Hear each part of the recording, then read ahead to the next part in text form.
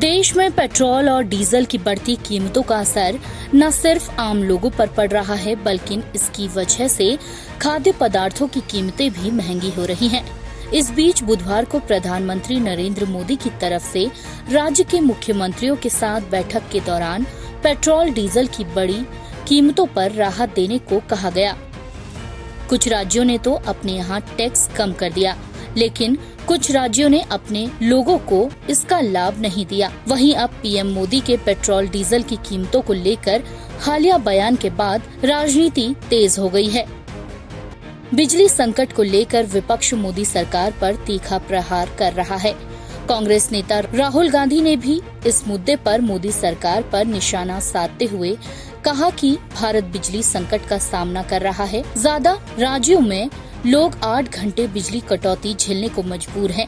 मैंने मोदी सरकार को चेतावनी दी थी कि कोयले के स्टॉक की कमी से देश को परेशानी होगी। इस मुद्दे पर चर्चा के बजाय सरकार ने खंडन जारी कर दिया। दूसरी ओर पश्चिम बंगाल की मुख्यमंत्री ममता बनर्जी ने बुधवार को पलटवार करते हुए कहा कि उनकी सरकार पिछले 3 साल में पेट्रोल डीजल की कीमतों को काबू रखने के लिए 1500 करोड़ रुपए खर्च कर चुकी है। उन्होंने आगे कहा कि हमारा वादा है कि अगर केंद्र सरकार हमारी बकाया राशि का भुगतान करती है तो पश्चिम बंगाल सरकार आगे 5 सालों के लिए पेट्रोल और डीजल से सभी टैक्स में छूट देगी। गौरतलब है कि देश में इस समय 10 दिनों का ही कोयले का स्टॉक बाकी रह गया है।